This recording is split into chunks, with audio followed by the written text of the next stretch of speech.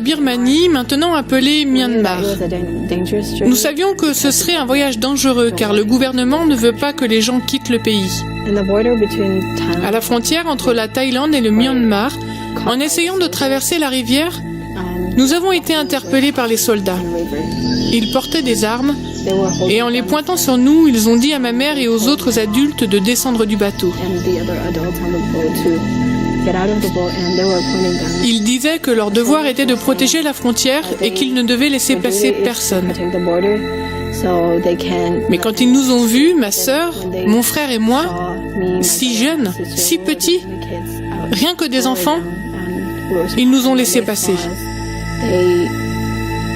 Ils ont encore dit que si nous arrivions à passer la rivière avant que quelqu'un d'autre nous voie, ils ne s'opposeraient pas à notre fuite.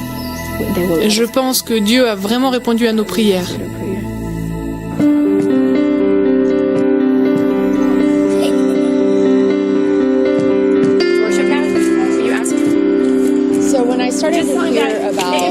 Quand j'ai entendu pour la première fois les histoires rapportées par les réfugiés, les difficultés et les tribulations que ces petits-enfants avaient dû traverser, j'ai eu un poids sur le cœur.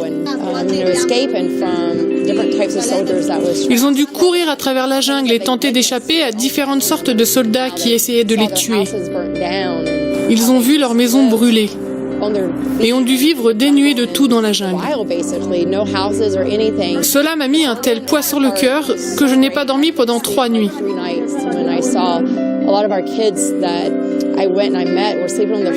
Quand j'ai vu un grand nombre d'enfants dormir à même le sol, avec les rats et les cafards et pratiquement rien à manger, j'ai prié et demandé à Dieu d'ouvrir des portes. Et je lui ai dit que tant qu'il ouvrirait des portes, j'irais de l'avant. Like your daddy. Daddy. He looks like his daddy. Yeah, he does. Gosh, he got so big. Does he need more clothes? Ici, à Clarkson, en Géorgie, la population des réfugiés est très diversifiée.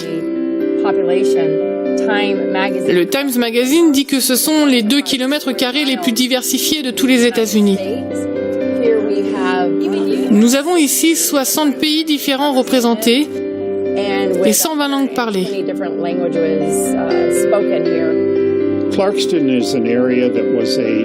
Clarkston est une région qui a servi de base à l'armée pendant la Seconde Guerre mondiale. Quand la guerre s'est arrêtée, il n'y avait bien sûr plus besoin des bâtiments. Mais après quelques années, les Nations Unies, en lien avec le département d'État des États-Unis, ont pensé que ce serait l'endroit idéal pour accueillir des réfugiés étrangers, car ce sont des logements bon marché et bien qu'en décrépitude, ils sont disponibles. De plus, les transports publics y accèdent.